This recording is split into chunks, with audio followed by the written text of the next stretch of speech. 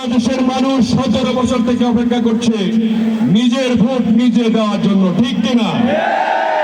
যদি তাই হয়, এই ভোট বন্ধ করার অধিকার কারো আছে না নাই? এই ভোট বন্ধ হবে না ইনশাল্লাহ। এই ভোট বন্ধ হবে না। আগামী ফেব্রুয়ারিতে এই জাতীয় সংসদ নির্বাচন হবে। সেই নির্বাচনের মাধ্যমে আপনাদের ভোট, আপনাদের যাকে ইচ্ছে তাকে ভোট দিয়ে নির্বাচিত করে দেওয়ানগঞ্জের প্রতিনিধি করে তুলবেন, এটাই আমার প্রত্যাশা। আপনারা জানেন জামাতে ইসলাম তারা এখন আমাদের সঙ্গে রেখে, আমরা তাদেরকে সঙ্গে রেখে হায়নার হাত থেকে রক্ষা করেছি। আমরা তাদেরকে সঙ্গে রেখে অতীত সরকারের শেখ হাসিনা ডাইনি তার সবল থেকে তাদেরকে রক্ষা করেছি। আমরা একসঙ্গে একত্রিত হয়ে স্বৈরাচার পতনে আন্দোলন করেছি।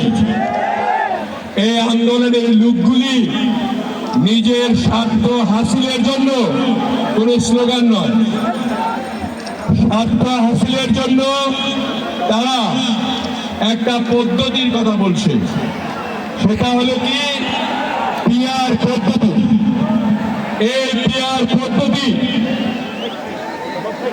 পিআর পদ্ধতি এই দেশে চলবে না। চলবে? আপনারা পিআর চান? পিআর মনে বুঝেন? তাহলে কেমনে পিআর করবেন আপনি? আপনার দরকার নির্বাচন।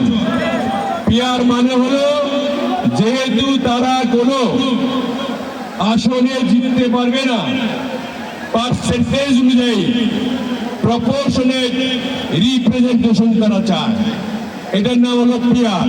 অর্থাৎ সারা দেশে যদি 3% বা 5% ভোট পায়, তারা সংসদের 15টি আসন পাবে।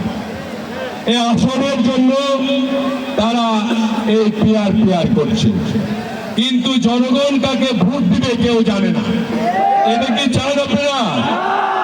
আপনারা চান আপনাদের নেতা আপনারা নির্বাচন করবেন, আপনারা দেখবেন তিনি সৎ কিনা, তিনি যোগ্য কিনা, তিনি জিয়ার আদর্শে বিশ্বাসী কিনা, তিনি দেশের উন্নতি করবে কিনা, দেশের মানুষের এই যে আক্ষেপ অনেকদিন ধরে ভোট দিতে পারে না, নিজের ভোট নিজে প্রদান করতে পারে কিনা, এই সমস্ত দেখেই তো আপনারা ভোট দেবেন, তাই না? তাহলে একদিকে পিআর করছেন, আরেকদিকে গ্রামে গঞ্জে গিয়ে জান্নাতের আপনার বাতাস পাচ্ছেন। এটা তো ঠিক না, দ্বিচারিতা ভালো নয়।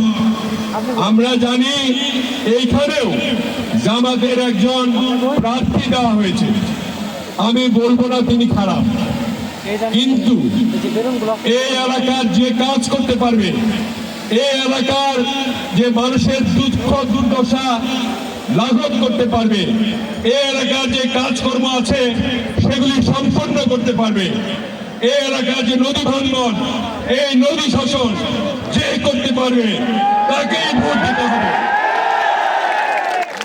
এবং আমাদের এখানে এই এলাকায় আমাদের জানি বাংলাদেশ জাতীয়তাবাদী দলের ভোট এবং সকলে মিলে দেশ নেত্রী বেগম খালেদা জিয়া এবং ভারপ্রাপ্ত চেয়ারম্যান তারেক রহমানের দিকে তাকিয়ে আছে।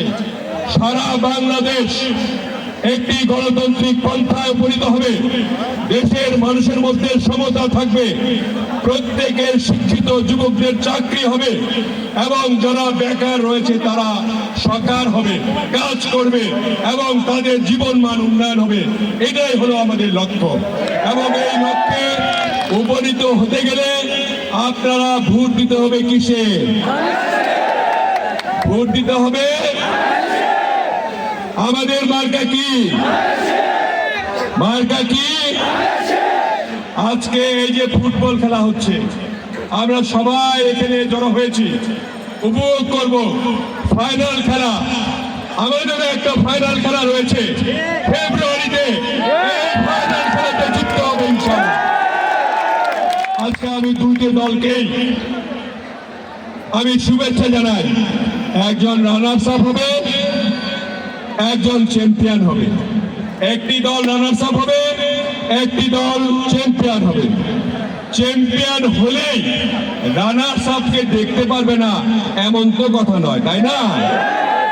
আমরা চাই বাংলাদেশের রাজনীতিতেও এরকম একটা পরিবেশ ফিরে আসুক, যে পরিবেশের মাধ্যমে যারা জয়ী হবে তারা সরকার গঠন করবে, যারা জয়ী হবে না তাদেরকে নিয়ে ঐক্যবদ্ধভাবে সরকার গঠন করা হবে, যাতে করে বাংলাদেশে এরকম স্বৈরতন্ত্র আর গঠন না হয়।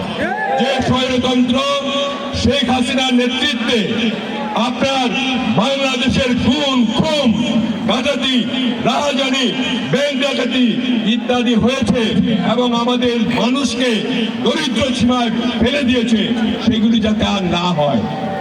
আপনারা জেনে খুশি হবেন, জনাব তারেক রহমান এই ইতিমধ্যেই 31 দফা ঘোষণা করেছেন।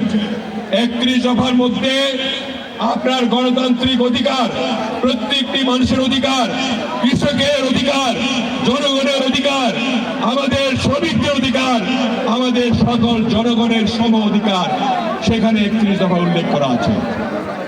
সেই 31 দফা আমরা পূরণ করব এবং 31 দফার মাধ্যমে প্রত্যেকটি জায়গায়, প্রত্যেকটি ইউনিয়নে আমরা ইনশাল্লাহ এই প্রত্যেকটি কাজ, যে সমস্ত অসমাপ্ত কাজ রয়েছে সেই অসমাপ্ত কাজগুলি আমরা করব।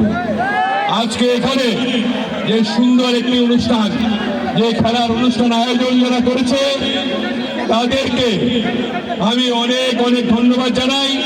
তারা আমাকে একটা অনুরোধ করেছে যে যেহেতু আমরা সানন্দবাড়িতে এই খেলাটি অনুষ্ঠিত করছি, এখানে একটা ডিক্লারেশন দিতে হবে। ডিক্লারেশনটা কি?